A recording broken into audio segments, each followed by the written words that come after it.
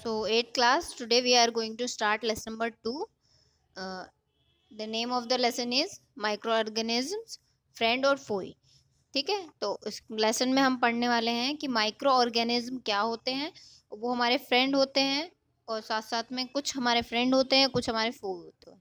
तो फ्रेंड माने क्या होता है? फ्रेंड माने तो आपको सबको ही पता है, दोस्त होता है। फोई माने क्या होता है? दुश्मन।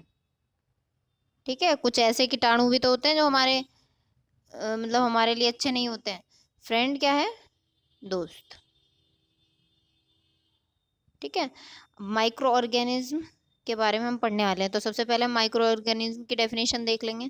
देखिए लिखा है यहाँ पे नीचे, सॉरी, क्या लिखा है? Micro organisms there are some living organism, ये कुछ लिविंग ऑर्गेनिज्म होते हैं अराउंड अस, हमारे आसपास, which we normally can not see, जिन्हें हम नॉर्मली नहीं देख सकते हैं, या फिर बोलें तो नेकेड आइज से नहीं, नेक्ड आइज से नहीं देख सकते। यानी कि इन्हें देखने के लिए हमें किस चीज़ की ज़रूरत पड़ती है? माइक्रोस्कोप की ज़रूरत पड़ती है। माइक्रोस्कोप मैं आपको पहले भी बता चुकी हूँ। माइक्रोस्कोप इज़ अ डिवाइस जिसमें कोई भी बहुत छोटी से छोटी चीज़ होती है, उसे रखते हैं हम, तो हम उसे वो बहुत ज़्यादा रिजॉल्व करके, मतलब बहुत ज़्यादा उसे बड़ा करके, तब हम उस चीज़ को थोड़ा देख पाते हैं। तो माइक्रोस्कोप जो है वो एक चीज़ होती है जिसे हम देख पाते हैं, छोटी से छोटी चीज़ें ना। और माइक्रो ऑर्गेनिज्म का एक और नाम क्या है? माइक्रोब्स। माइक्रोब्स भी कह देते हैं।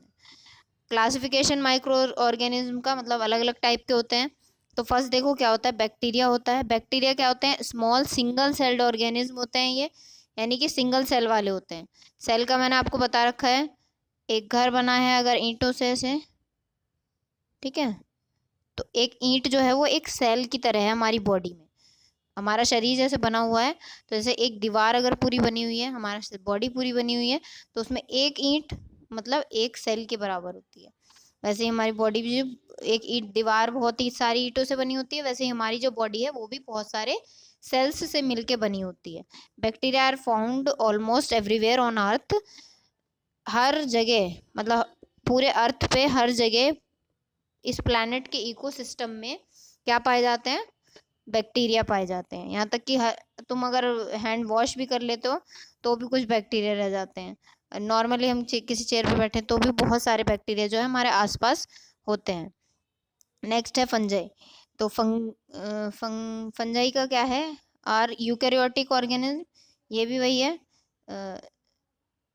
Means they have true nucleus, मतलब यूकैरियोटिक का मतलब है इनके अंदर जो है न्यूक्लियस होता है, और they are enclosed in membrane, और ये मेम्ब्रेन में इनक्लोज्ड होते हैं।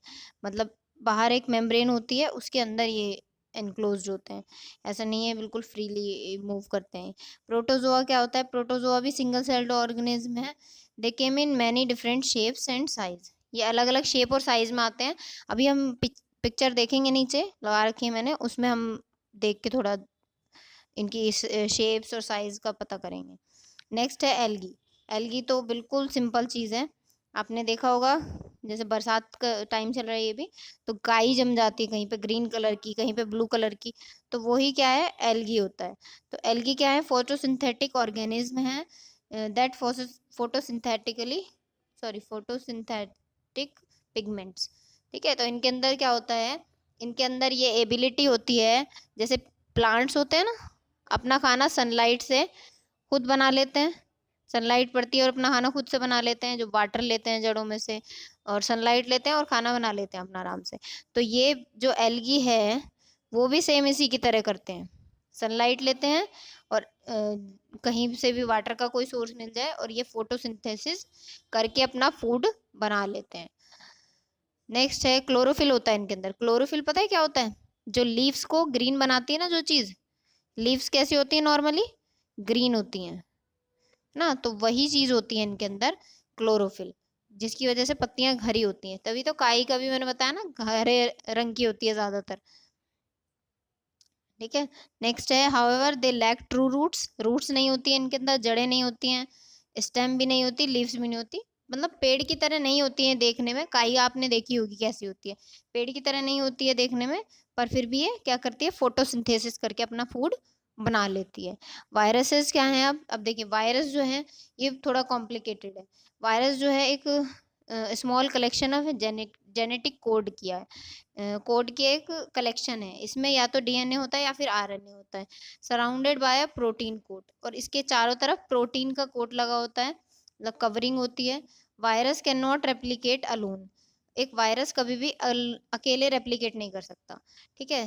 सपोज अगर ये एक वायरस है ना, दिस इज अ वायरस, तो वायरस को एक होस्ट चाहिए होगा हमेशा। होस्ट मतलब किसी इंसान की या किसी जानवर की बॉडी उसे चाहिए होगी, तभी जाके वो क्या होगा, एक्टिव होगा। ये समझ लो आत्मा की तरह है, जब तक किसी इंसान में नहीं घुसेगा तब तक, या किसी जानवर में नहीं घुसेगा तब तक वो कुछ नहीं कर सकता, वो इनएक्टिव है, बिल्कुल मरे हुए की बराबर है, ठीक है। नेक्स्ट है, viruses must infect cells and use components of the host cell to make copies of themself, ठीक है। तो अब ये रेप्लिकेट भी कभी, रेप्लिकेट मतलब अपने जैसा दूसरा ही एक और कुछ चीज बनाना। तो रेप्लिकेट कब करते हैं ये जाके वायरस, जब कोई होस्ट की ने बॉडी मिलती है, बिना होस्ट के रेप्लिकेट नहीं कर सकते हैं, ठीक है। नीचे आ जाएंगे, तो ये पिक्चर आपकी बुक की ही है ना। बैक्टीरिया देखिए इसमें शो कर रखा है आपको, एक मिनट, ठीक है। बैक्टीरिया माइक्रोस्कोपिक व्यू है ये ना, माइक्रोस्कोप के अंदर ये ऐसे दिखते हैं। और यहाँ देखिए एल्गी के अलग अलग, दो टाइप के एल्गी दे रखे हैं। क्लाइमिडोमोनास है फर्स्ट वाला, जो देखने में वो कीबोर्ड कंप्यूटर के माउस जैसा लग रहा है ना, और एक है स्पायरोगायरा ना, ये दोनों क्या हैं, एल्गी हैं। ये माइक्रोस्कोप के अंदर देखने से है, वरना बाहर से तो इनकी देखने से शेप पता भी नहीं चलती है क्या शेप है। प्रोटोजोआ क्या है, अमीबा और पैरामीशियम। और ये देखिए ब्रेड मोल्ड है, ये क्या है, फंगस है ये सब। ब्रेड मोल्ड है, पेंसिलियम है, और एस्परजिलस, एस्परगिलस, ठीक है। अब देखिए वायरस का मैंने बताया था ना, इसकी शेप थोड़ी कॉम्प्लिकेटेड है, तो वायरस ये रहा, ठीक है। तो वायरस ये है, इसमें क्या है, ये जब तक एक्टिव रहता है, जब तक बाहर है बॉडी के, किसी बॉडी के अंदर जब ये चला जाता है, बॉडी किसी होस्ट के अंदर चला जाता है, तो ये एक्टिव हो जाता है और रेप्लिकेट करना शुरू कर देता है, ठीक है। ये सब आप रीड करेंगे। और इसमें नाइट्रोजन साइकिल एक बहुत इंपॉर्टेंट है इस लेसन में, वो रीड करके रखिएगा, नेक्स्ट क्लास में मैं उसके बारे में हम लोग डिस्कस करेंगे, ठीक है। अब देखिए क्या है, कॉमन डिजीजेज हैं कुछ जो माइक्रो ऑर्गेनिज्म के द्वारा हम मतलब हो जाती हैं माइक्रो ऑर्गेनिज्म से हमें ना। तो देखिए फर्स्ट वाला क्या लिखा है, डिजीज ट्यूबरकुलोसिस, जिसे लोग टीबी बोलते हैं ना। टीबी होती है, किससे होती है, बैक्टीरिया से होती है ये बीमारी, और हवा के थ्रू फैलता है ना। मोड ऑफ ट्रांसमिशन यानी कि किस तरीके से फैलती है ये बीमारी।